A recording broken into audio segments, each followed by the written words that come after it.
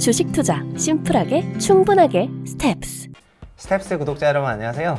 돈 되는 정보만을 꽉꽉 눌러서 알려주는 리서치 돈알리의 최상욱입니다. 요즘 한국 주식 투자하기 너무 어려운데 미국 주식 전문가가 있다고 해서 어렵게 모셨거든요. 한번 알아보겠습니다.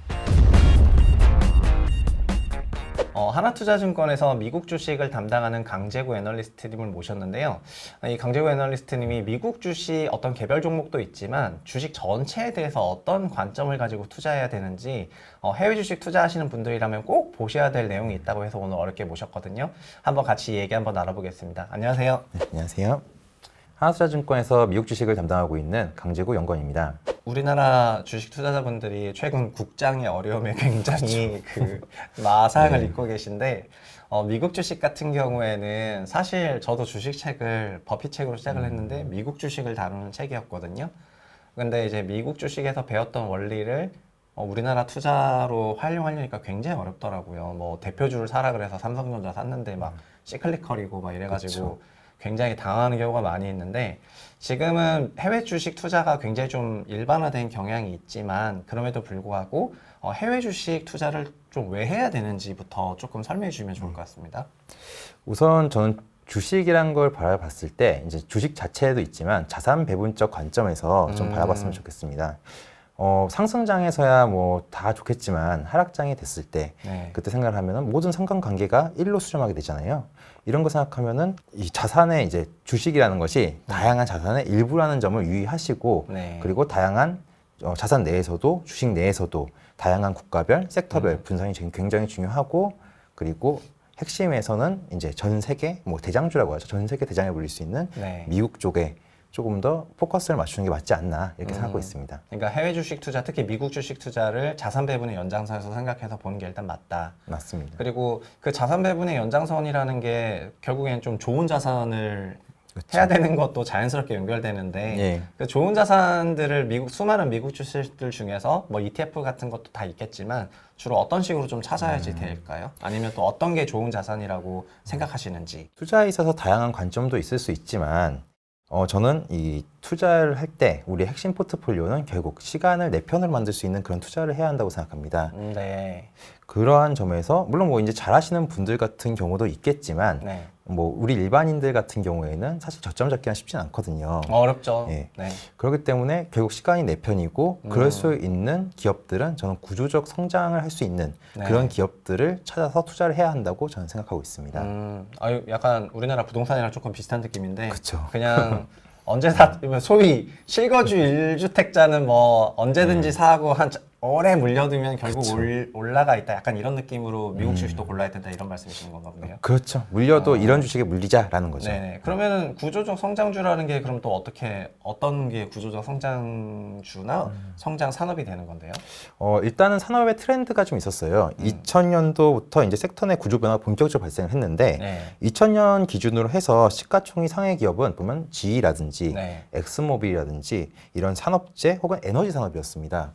그런데 뭐 IT 기업의 대표라고 하는 마이크로소프트 정도도 지금 그 당시에 7등 정도 시가총액을 하고 있었죠.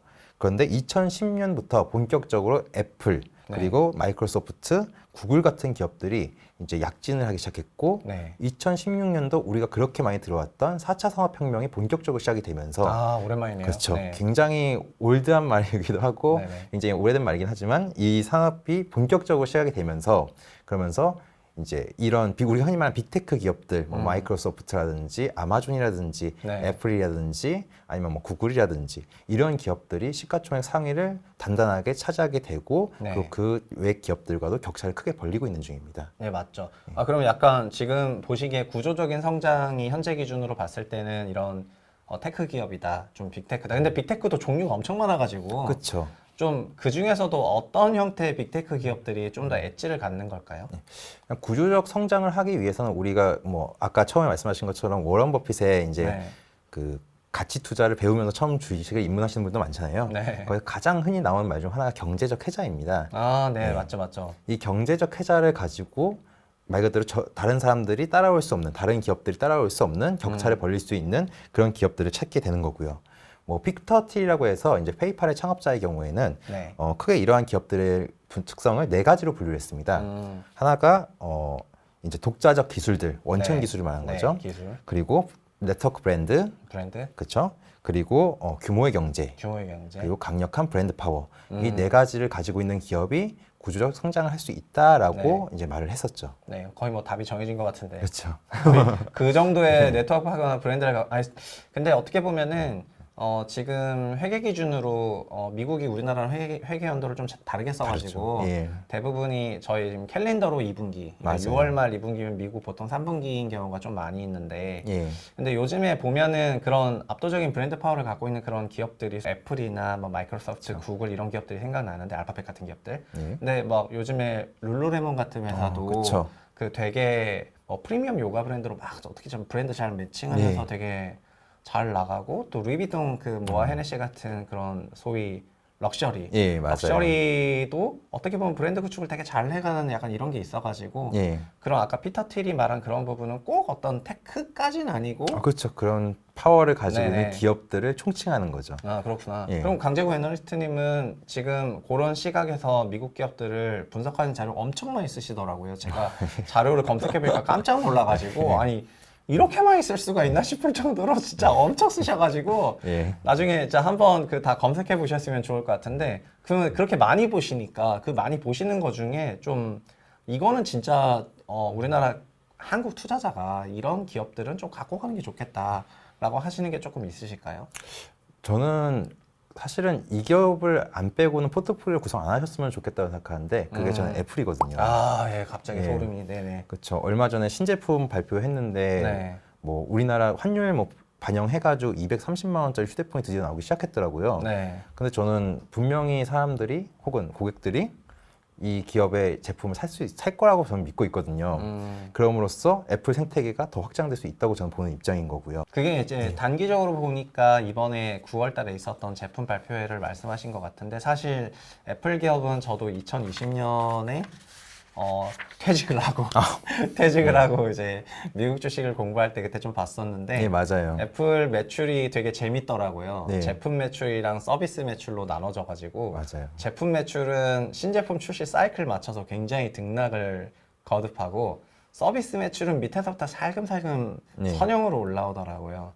근데 제품 매출이 서비스 매출보다 훨씬 비중이 큰데 마진율이 다르니까 그렇죠. 서비스 매출 예. 마진율이 뭐 막 그렇죠. 70몇 % 이러지 않습니까? 그 거의 뭐 사기 아닙니까? 그러니까 저는 그거 보고 진짜 사기 아니 어떻게 생각하시는지 궁금해가지고. 사실 이 애플이 가는 방향은 명확한 네. 것 같아요. 진짜 애플 생태계라 아까 말씀을 드렸는데 굉장히 강력한 아이폰이라는 하드웨어 하에 네. 그 위에 플랫폼 iOS를 깔아놓고 네. 자신들이 컨텐츠라든지 애플카라든지 아니면은 뭐 최근에는 이제 하드웨어 구독 서비스까지 다양하게 생태계를 확장해 나갈 수 있는 거죠. 아까 말씀하신 것처럼 네네. 소프트웨어가 굉장히 성장하고 있다 보는데 네. 소프트웨어 기업들은 일반적으로 단위 제품당 생산 원가가 제로에 수렴하거든요. 네, 거의 그렇죠. 그렇죠. 네네. 그런 거 생각하면은 이론적으로 그러니까 생각하면은 이 기업이 기본 하드웨어가 깔려 있고 소프트웨어도 같이 성장하고 있으면은 네. 굉장히 뭐 양적으로도 질적으로도 함께 성장할 수 있는 그런 기업을 보이는 거죠.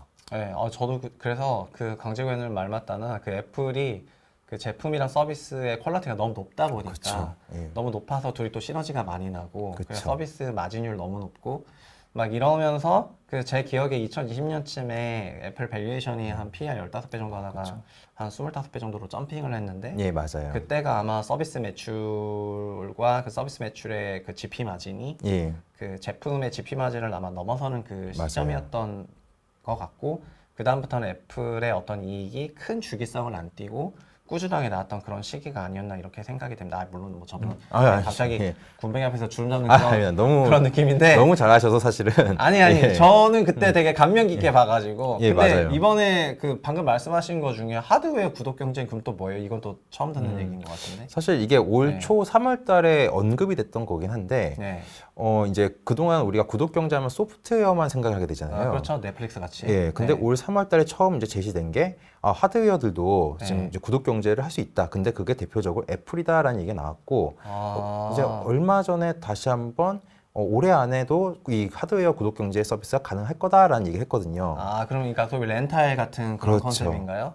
그러면은 이제 저희 집도 코웨이 렌탈을 쓰고 있는데 이제는 애플 TV나 아니면 그렇죠. 뭐 핸드폰은 잘 모르겠고 핸드폰 좀 살 것 같고 애플 TV 같은 거나 아니면 애플의 다른 하드웨어 같은 거는 구독할 수도 있다. 그렇죠. 아무래도 뭐 세상에.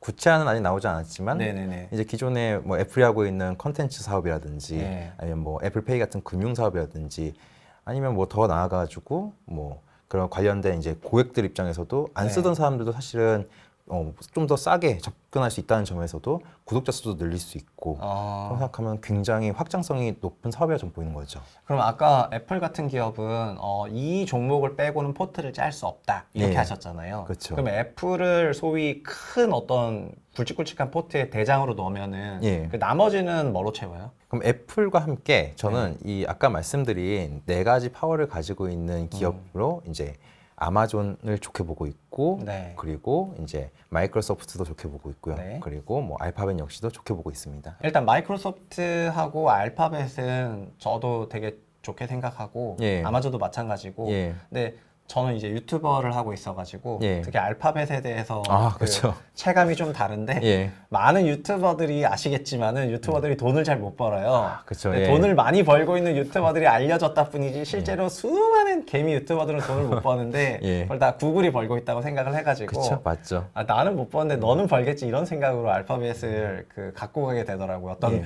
깊은 기업 분석이 있는 게 아니라 그 억한 심정에 나와가지고. 근데 맞습니다. 어쨌든 이제 빅테크를 대표하는 그런 기업이기도 하니까 여기에 편입이 되는 것 같고 각각 기업별로 그러면은 예.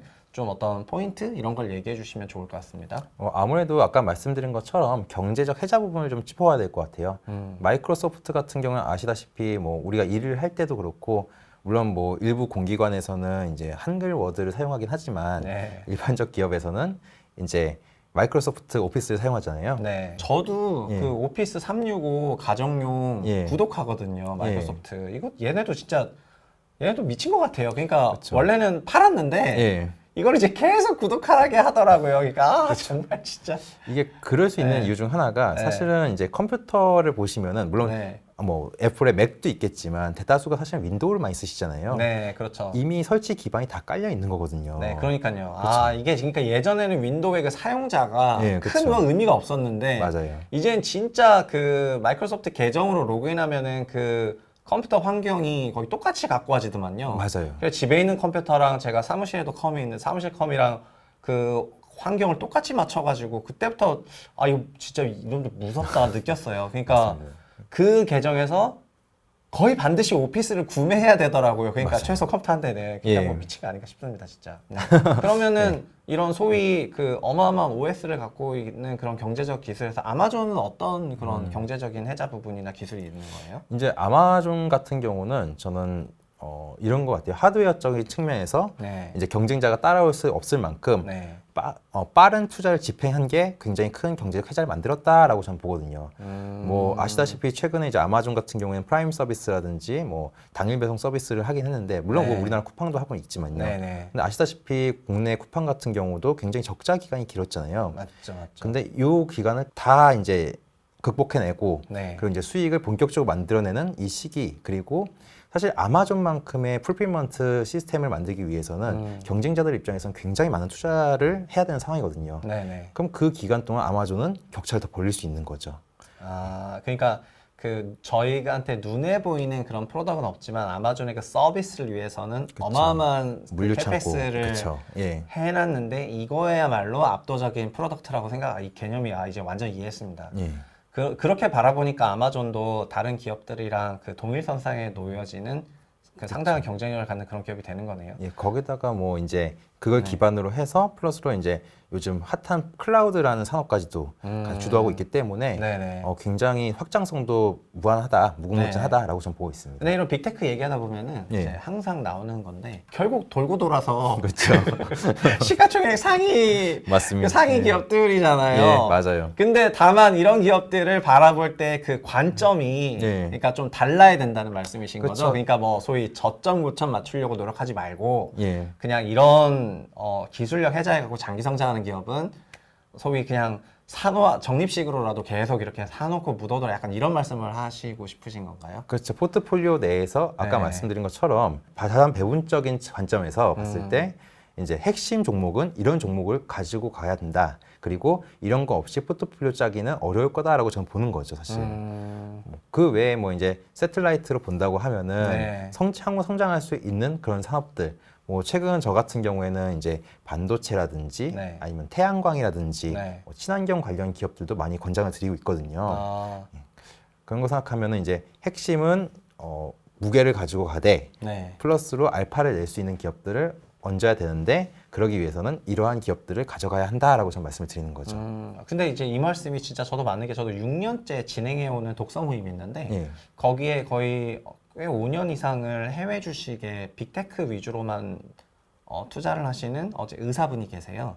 근데 그분이 모임 때마다 거의 항상 예. 평온하고, 맞아요. 그 다음에 뭐 따로 관리를 따로 하지 않는다. 예. 굉장히 그 기업들에 대한 뉴스는 너무 자주 들리니까 따로 그렇죠. 관리하지 않고 뭐 실적 정도 좀 보고, 예. 물론 이제 작년 말 올해 좀 기술주 조정을 있을 때는 좀 안 좋은 표정도 찍긴 했지만 또 바로 복구하고, 예. 이게 다른 국장, 소위 그쵸. 국장 투자자들이 정말 업장이 무너지고 막 이제 했던 거랑 다르게 예. 그 미국 빅테크들 장기 투자하시는 분들 성과가 좋긴 하더라고요. 그쵸. 그래서 확실히 개인 투자자들이 어떻게 보면은 정말 주식을 한다면 주식을 자산 배분의 연장선에서 하고, 그렇다면은 미국 주식에 있어서 이런 소위 고도 성장하는 빅테크들을 비중 있게 담아야 되는 게 아닌가, 이런 생각이 정말 오늘 새삼 들었습니다. 아, 예. 네.